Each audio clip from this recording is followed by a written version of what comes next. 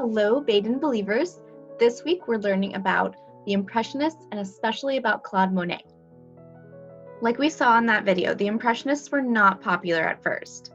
People were used to paintings that looked very realistic and had very dark colors. And so when they saw the Impressionist paintings, they thought they were messy and way too bright.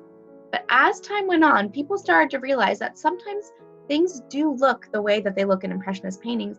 And more importantly, sometimes things feel the way they look in Impressionist paintings. And so now, Claude Monet and a lot of his Impressionist friends are some of the most popular artists ever. We're going to look at some more paintings and talk about some projects we can do, but before we start, I want to tell you guys how the word elbow can help you guys remember what an Impressionist painting is usually like. The E in elbow stands for everyday life, because at that time, a lot of artists thought that you should only paint fancy things or royalty or really old stories, but the Impressionists thought that everything was important. They liked to paint their friends and their family, theaters, the parks, and especially the nature they saw around them. The L in elbow stands for light, because light was very important to the Impressionists. They were trying to capture exactly how light affected the things they were seeing and the slight changes that would happen throughout the day. The B in elbow stands for brush strokes, because the Impressionists were using very loose and expressive brush strokes at a time when most people were using tiny brush strokes that you could barely see. The Impressionists tried to show feeling and movement through their brush strokes. The O in elbow stands for outdoor settings, because the Impressionists loved to paint outside. They painted in woods, in parks, in gardens, even at the beach. Sometimes they would get bugs and sand in their paint. But it was very important to the Impressionists that they were painting the light exactly as it was happening, so they had to be outside to see how the light was affecting nature. The W in elbow stands for weather and atmosphere. The Impressionists were trying to capture exactly what they saw outside.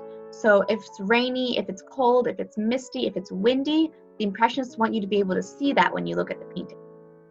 Now that we know what Impressionist paintings have in common, let's look at some inspiration for our own Impressionist art. Painting outside is called plein air painting. This comes from the French words for in the open air. I really like Monet's boat studio, so I grabbed a cardboard box to be my pretend boat and headed outside to draw. I took my crayons outside and drew an impressionistic landscape. I tried to keep my marks loose and expressive and tried to put in all the light and color I could see.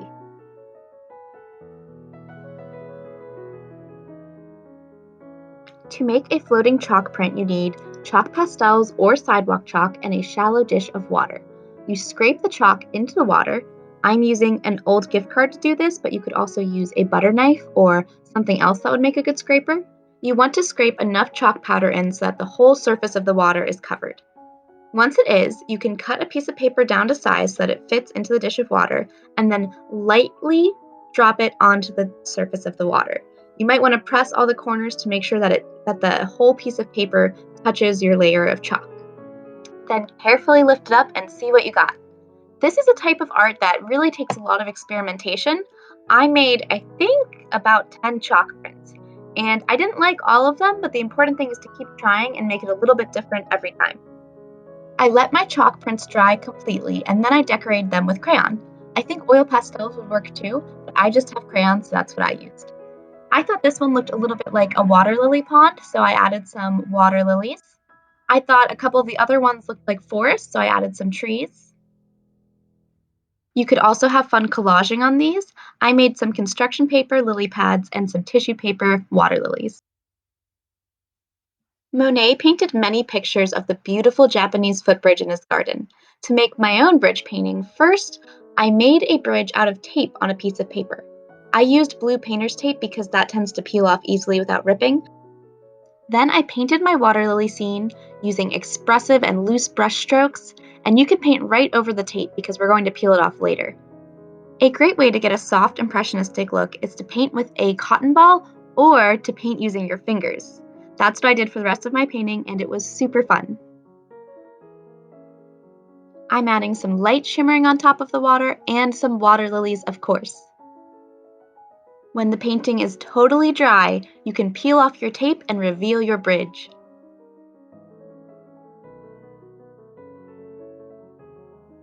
A paper plate can make a great canvas for a pond. I did some crayon resist on mine by drawing lily pads and brush strokes with crayons first, and then I painted it with watercolors. I used all cool colors, purples, blues, and greens, to create my pond. To add some 3D water lilies, I crumpled up tissue paper and glued it down and then painted it pink. You could also do this with paper towels or with napkins. The paint will really get absorbed by napkins and paper towels.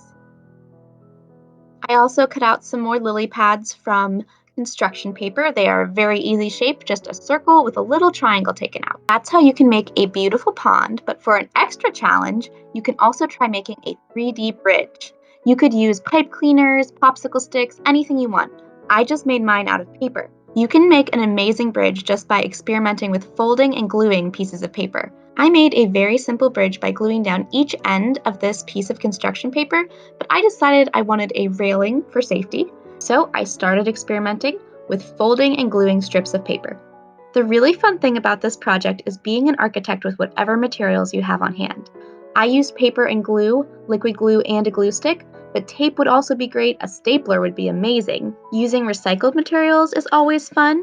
I wonder if a toilet paper roll or paper towel roll would make a good bridge. It took me a couple tries to create a railing that wasn't so heavy that it would pull the bridge over, but in the end, I had this beautiful 3D bridge.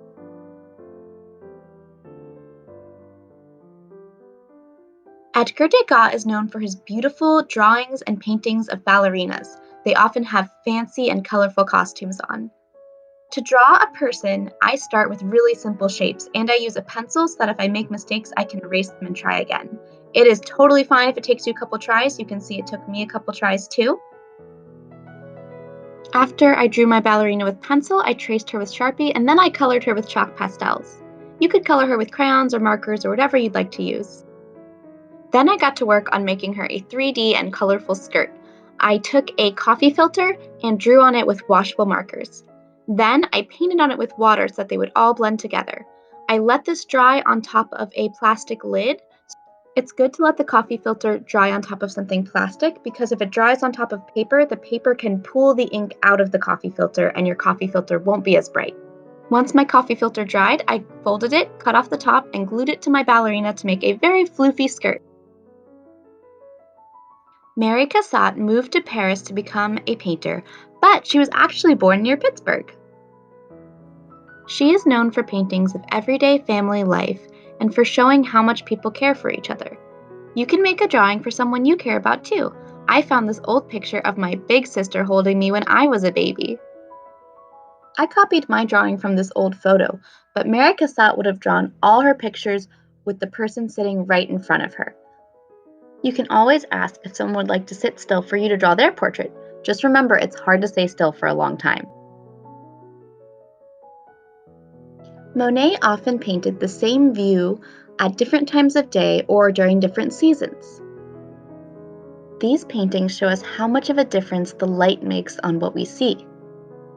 You can try this experiment by drawing the same view at different times of day. I drew the window in my room on a rainy afternoon, and then again on a warm evening. Thank you for watching. I'm so excited to see what you guys will make. Remember that the most important things are to be creative and to have fun. A quick note on the music.